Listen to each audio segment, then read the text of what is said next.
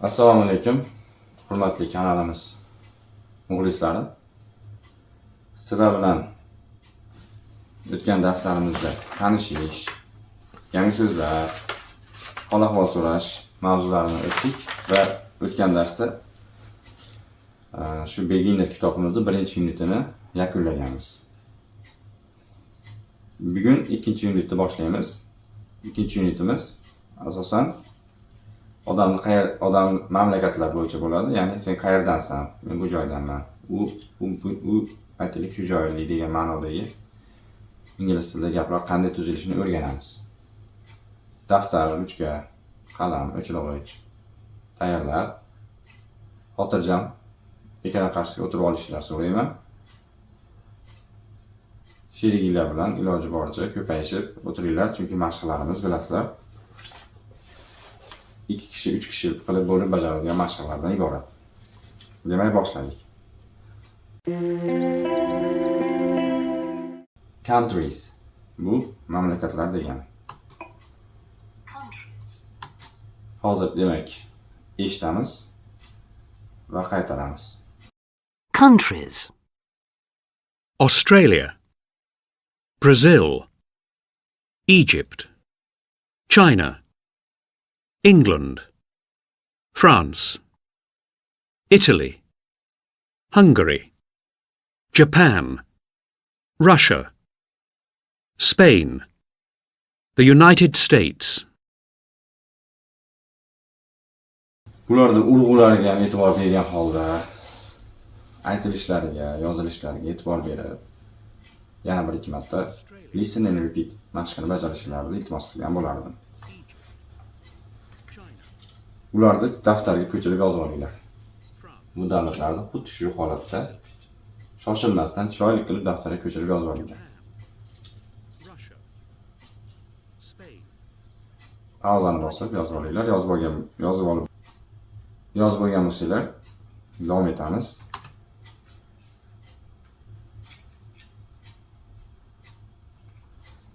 Demak,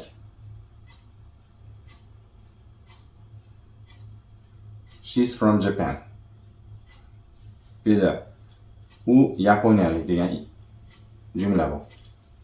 Demak, she'ning o'rniga he'ni qo'ysak, o'g'il bolaga nisbatan u yaponiyalik bo'ladi. Endi his va her nima bu desanglar, his o'g'il bolaga nisbatan uning, her qiz bolaga nisbatan uning degan. Hozir ular gapda qanday qo'llanadi ko'rib chiqamiz. Endigi beriladigan mashqimizni o'qiymiz va eshitamiz. Qaytarishimiz shart emas, yaxshilab ko'z yugurtirib va eshitib ketamiz, tinglaymiz.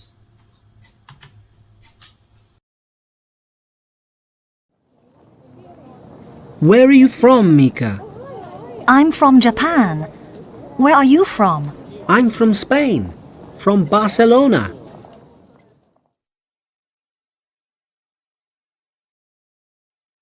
His name's Pablo. He's from Spain. Her name's Mika. She's from Japan.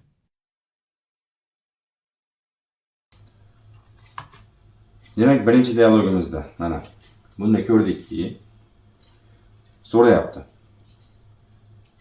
Pablo so'rayapti, "Where are you from, Mika?" Sen qayerdansan, Mika? Mika javob beryapti. "Men Yaponiyadanman. Sen qayerdansan?"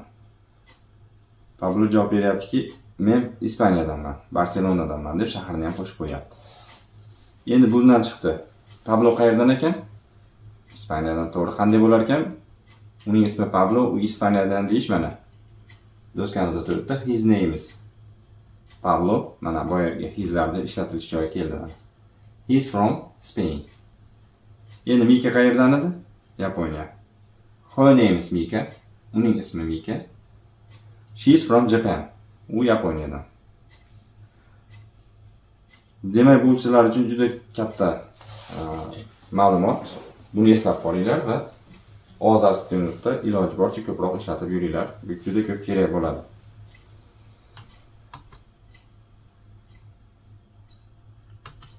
Endi bir-biringlar bilan partnyor bir-birlarga shu savollar beringlar. Avval birinchi O'zbekistondanman deb o'zinglar O'zbekistonda qaysi davlatda yashayotgan shuni aytasizlar. Keyin o'zinglar har xil davlatlarni qo'yib aytib ko'ringlar. Dialog chiroyli chiqish uchun va ko'proq mashq qilish uchun. Shablonini mana yozib qo'ydik do'stlar.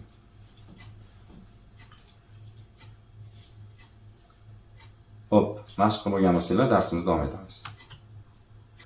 O'tgan darslarda I am, you are larda qisqartmalarni, what'slarni qisqartmasini ko'rgan edik.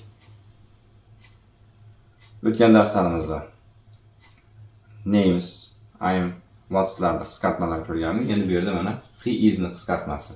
His. She is ni qisqartmasi she's.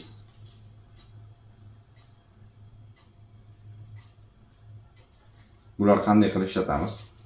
Mana davom etamiz darsni, dars davomida ko'rib chiqamiz. Buni eslab qolinglar, daftarga yozib olinglar. Where is he from? Demak, mana bu joyda 8 ta odam turibdi. Ularning ismlari bor, lekin his va her qo'yilmagan va ularning mamlakatlari qo'yilmagan. Mamlakatlari mana shu darsimiz boshida o'tgan mamlakatlarimizdan bittasi. Mana chunki kartada ham turibdi. Uni kartada qayerligi, lekin davlat nomi yozilmagan. Sizlar hozir daftarga yozma tarzda buni bajarasizlar. Bir qo'yamiz. Namuna tarzda berilganini yozib, masalan, his name is Kevin. He is from the United States. Keyingisini ham xuddi shu tarzda yozib, agar mamlakatini bilmasanglar, bo'sh qoldirib, bilsanglar, mana kartadan qarab topsanglar bo'ladi. Yozib chiqinglar buni hozir. Chiroyli qilib. Pauzani bosib yozib olinglar.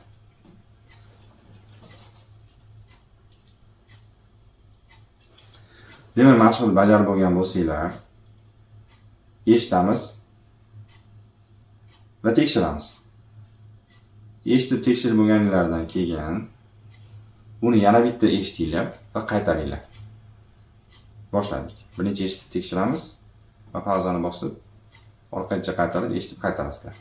Men eshitib tekshirish joyini sizlar bilan birga bajaraman. Where's he from? 1. His name's Kevin. He's from the United States. 2. His name's Laszlo. He's from Hungary. 3.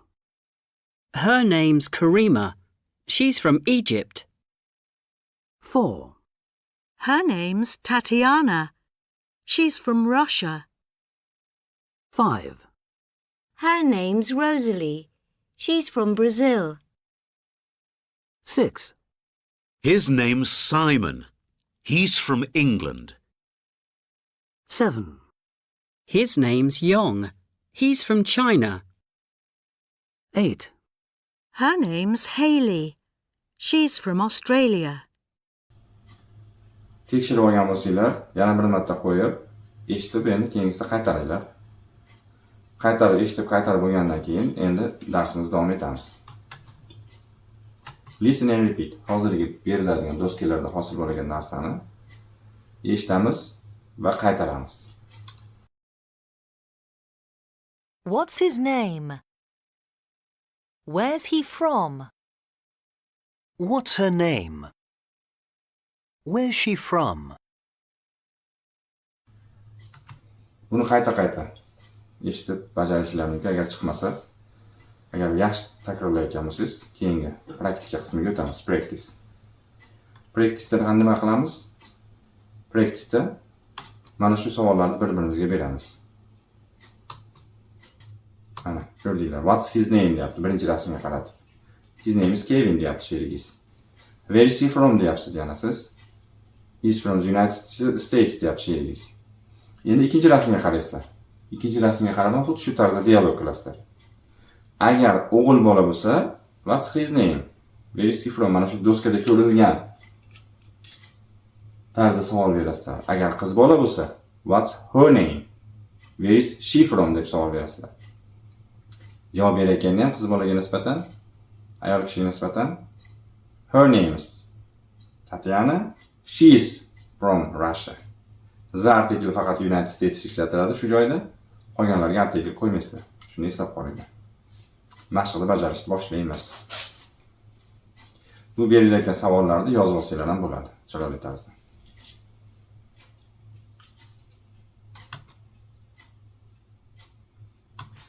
Bajarib bo'lgan bo'lsanglar, endi darsimizni davom etamiz. Qisqagina grammatik ma'lumot bor. Uni ko'rib chiqamiz.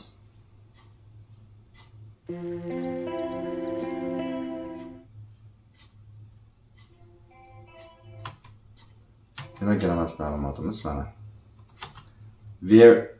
Where's he from? Where's she from deyapmiz-ku, shu where is the qisqartmasi hisoblanadi. Masalan, she from. Demak, mana bu joyga qo'yib chiqamiz. Nima qo'yamiz? Is yoki are dan birini qo'yib, buni to'ldirib chiqamiz yozma tarzda.